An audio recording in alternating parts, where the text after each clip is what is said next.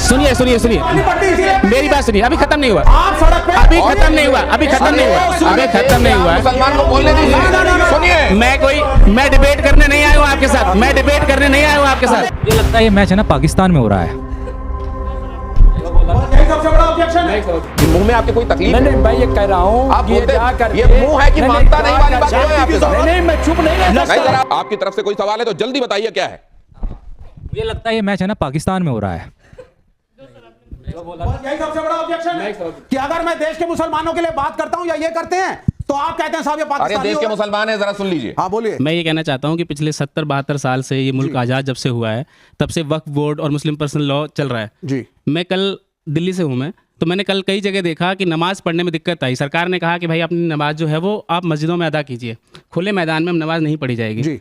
जब हम मस्जिद गए तो मस्जिद है ही नहीं। जी। मतलब इतना चंदा हम हर साल ईद पे, बकरी ईद पे और जुमा के दिन दे के आते हैं, क्या हम एक मस्जिद नहीं बना सकते? नहीं। पूरी दिल्ली में मैंने देखा कई जगह हमने खुद ये चीज़ झेली है कि नमाज नहीं पढ़ी। वक्त का गलत इस्तेमाल हो रहा है। बिल्कुल गलत इस्तेमाल हो रहा है, बिल्कुल करप्शन हो रहा है, ट्रांसपेरेंसी। सुनिए सुनिए सुनिए सुनिए, मैं अभी मैं एक मिनट वक्फ का गलत इस्तेमाल हो रहा है। कहाँ जा रहा है ये पैसा? सुनिए सुनिए सुनिए, मेरी बात सुनिए, अभी खत्म नहीं हुआ, अभी खत्म नहीं हुआ, अभी खत्म नहीं हुआ, अभी खत्म नहीं हुआ। मुसलमान को बोलने दीजिए। सुनिए, मैं डिबेट करने नहीं आया हूँ आपके साथ, मैं डिबेट करने नहीं आया हूँ आपके साथ, मैं डिबेट बात कहिए, अपनी बात कहिए। मैं डिबेट करने नहीं आया हूँ आपके साथ। मैं ये कहना चाह रहा हूँ कि क्या ये 70 सालों में पॉसिबल नहीं था कि दिल्ली में जिस जगह मैं रहता हूँ, मैं नरैना गांव में रहता हूँ, वहाँ एक भी मस्जिद नहीं बनी है, वक्फ बोर्ड में पारदर्शिता नहीं है, नहीं, ट्रांसपेरेंसी नहीं है, वहाँ भ्रष्टाचार करते हैं लोग। सड़क पे नमाज पढ़ेंगे, किसी भी तरीके से पढ़ेंगे। नहीं, सड़क पे पढ़ेंगे। एक सेकंड, ये वक्फ की संपत्तियों का कितना बढ़िया इस्तेमाल हो रहा है, ये आपने देख लिया। अब ये भी दलील दी जाती है। एक सेकंड, अब यहाँ पर आप कंपटीशन क्यों कर रहे हैं तुले हुए? ये दलील दी जा रही है। एक सेकंड, सड़क पे नमाज इसलिए पढ़ेंगे क्योंकि सड़क पे दुर्गा पूजा के पंडाल लगते हैं। अरे तो आप ही की बात कह रहा हूं, विवेक श्रीवास्तव, विवेक श्रीवास्तव, बात आप ही की कह रहा हूं जी। ये जो आप कह रहे हैं जी कि हिंदू पूजा पंडाल लग सकते हैं सड़क के किनारे, कांवड़िए चल सकते हैं सड़कों पर, ये सब हो सकता है, लेकिन अगर वहां नमाज पढ़ ली जाए तो दिक्कत होगी। वजह क्या है? नहीं, फर्क क्या है वो भी देखिए पड़ेगी अगर तुमने नमाज पढ़ी। फर्क क्या है? जरा एक सेकंड जरा यहाँ पर रखिए। अच्छा चलिए, ये जो चीजें बताई जाती हैं, नहीं, एक सेकंड, और मुस्लिम लीग ये कह चुके थे कि हम हिंदुओं के साथ नहीं रह सकते, एक अलग देश बना लिया। ये हिंदुओं की उदारता है कि आज भी सबसे ज्यादा मस्जिदें और मुसलमान हैं।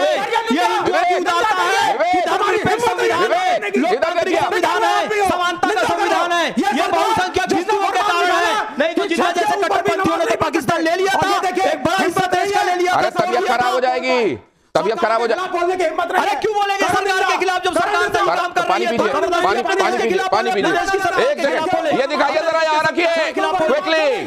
क्या फर्क है जरा दिखाता हूं। धर्म संकट में इनमें से कौन सी जानकारी सही है? अब जरा ये देखिए, ये तौल दिया जाता है ना एकदम से, सबको एक तराजू में डाल दो। अब जरा देखिए, यहां कांवड़ यात्रा का मार्ग पहले से तय होता है, इसकी परमिशन ली जाती है कि इस रास्ते से रूट तय होता है, और ये सही है कि नहीं है फैज साहब इसको बताते जाएंगे। ऐसा होता है फैज साहब? बिल्कुल होता है। दुर्गा पूजा, गणेश पूजा पंडाल में पहले परमिशन ली जाती है, सड़क किनारे निर्माण, और अगर कहीं मान लीजिए जैसे बड़ा गणेश कहीं लाल बाग का राजा बैठे, उसके लिए स्पेशल परमिशन ली जाती है, और जब एडमिनिस्ट्रेशन परमिशन देता है तब वो होता है। होली टोली लगातार रंग लगाते हुए अपना आगे बढ़ती रहती, किसी एक जगह पर स्थायी नहीं हो जाती।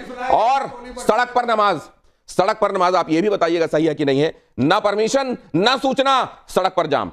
इसकी परमिशन जो आखिरी वाला है ना, इस्लाम भी नहीं देता है और भारत का कानून भी नहीं देता है कि सड़क को आप 5-10 मिनट तक पूरी ब्लॉक करके रखें। यह अपराध की श्रेणी में आता है। तो और ऐसा करना इस्लाम के तहत अनैतिक है, गैर इस्लामिक है। किसी को तकलीफ पहुंचाकर इबादत करना इस्लाम इसकी शिक्षा नहीं देता। तो इस्लाम के अनुरूप ये ठीक नहीं है। छाती फट रही है, छाती फट रही है उधर। छाती तो फटेगी ना, सच्चाई सुन के क्यों नहीं फटेगी छाती? सच्चाई बोलो, झूठ की राह पे चलने वालों, सच बोल के दिखाओ तो कोई बात बने, और आईना तोड़ने से क्या फायदा? दांत चेहरे के मिटाओ तो कोई बात बने, लेकिन सुने नहीं तो खेली जाएगी।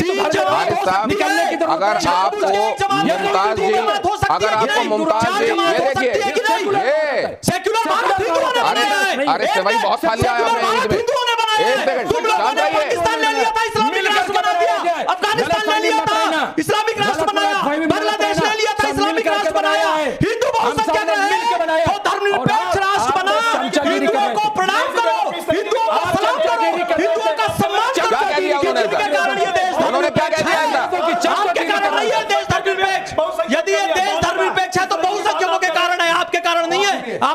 पाकिस्तान मांग लिया था। 10 सेकंड मेरी बात ध्यान से सुनिए।